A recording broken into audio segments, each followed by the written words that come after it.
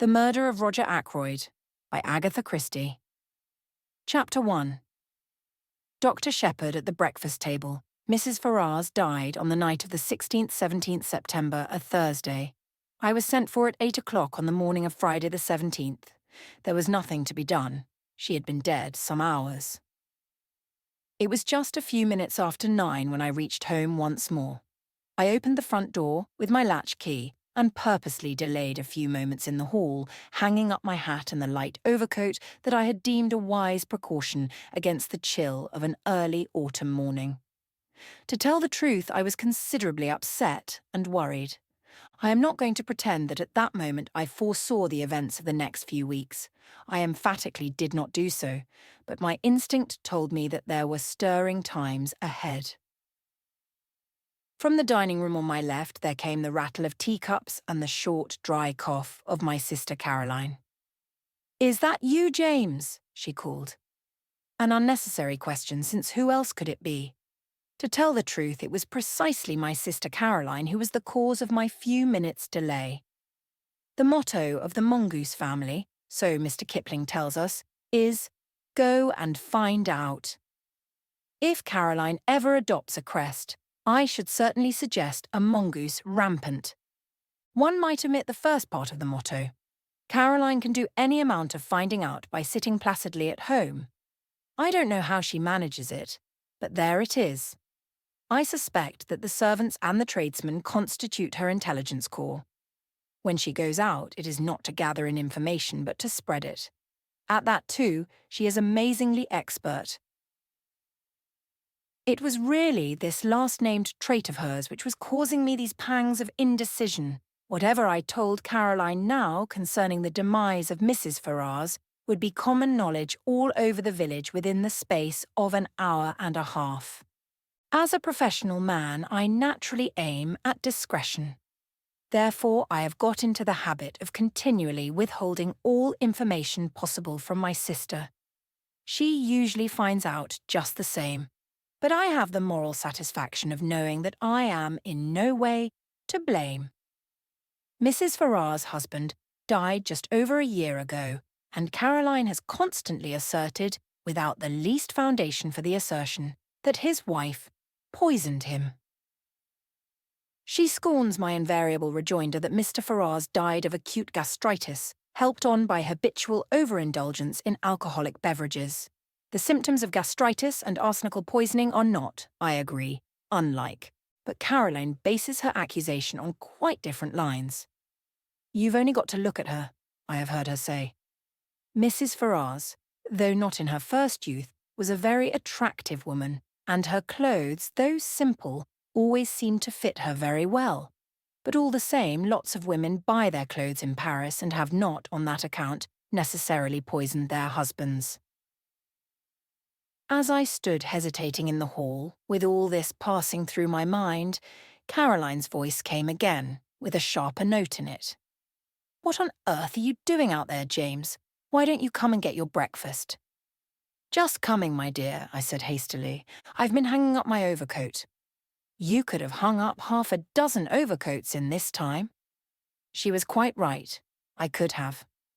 I walked into the dining room, gave Caroline the accustomed peck on the cheek, and sat down to eggs and bacon. The bacon was rather cold. "You've had an early call," remarked Caroline. "Yes," I said. "King's Paddock, Mrs. Ferrars." "I know," said my sister. "How did you know?" "Annie told me." Annie is the house parlour-maid, a nice girl but an inveterate talker. There was a pause. I continued to eat eggs and bacon. My sister's nose, which is long and thin, quivered a little at the tip, and as it always does when she is interested or excited over anything. "Well?" she demanded. "A bad business. Nothing to be done. Must have died in her sleep." "I know," said my sister again. This time I was annoyed. "You can't know," I snapped. "I didn't know myself until I got there, and I haven't mentioned it to a soul yet. If that girl Annie knows, she must be a clairvoyant." "It wasn't Annie who told me. It was the milkman. He had it from the Ferrars cook." "As I say, There is no need for Caroline to go out to get information. She sits at home and it comes to her. My sister continued. What did she die of? Heart failure. Didn't the milkman tell you that? I inquired sarcastically. Sarcasm is wasted on Caroline. She takes it seriously and answers accordingly. He didn't know, she explained.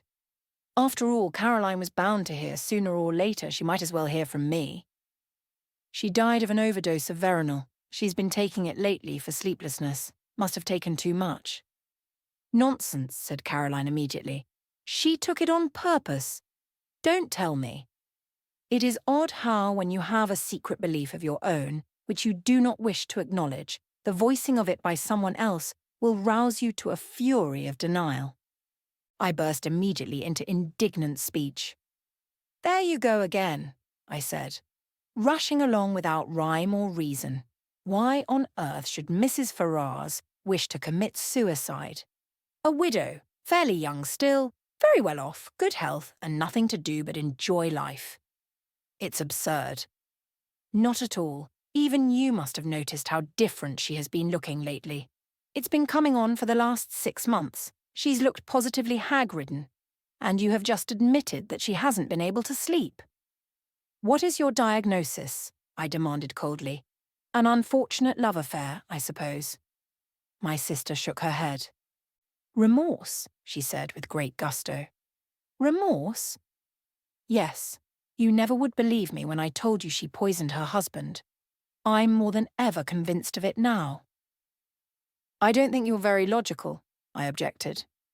Surely if a woman committed a crime like murder, she'd be sufficiently cold-blooded to enjoy the fruits of it without any weak-minded sentimentalities such as repentance. Caroline shook her head.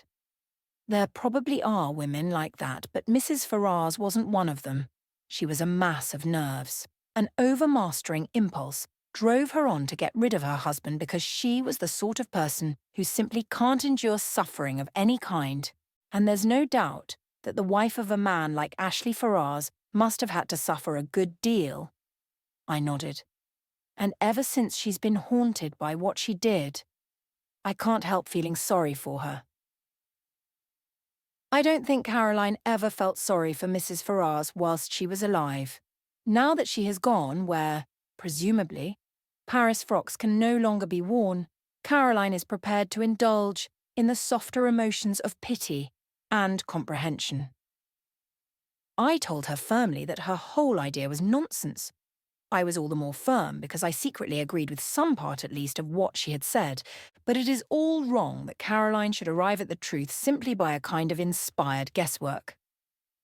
I wasn't going to encourage that sort of thing. She will go round the village airing her views, and everyone will think that she is doing so on medical data supplied by me. Life is very trying. Nonsense, said Caroline, in reply to my strictures. You'll see. 10 to 1 she's left a letter confessing everything. She didn't leave a letter of any kind, I said sharply, and not seeing where the admission was going to land me. Oh, said Caroline, so you did inquire about that, did you? I believe, James, that in your heart of hearts you think very much as I do. You're a precious old humbug. One always has to take the possibility of suicide into consideration, I said repressively. Will there be an inquest? There may be.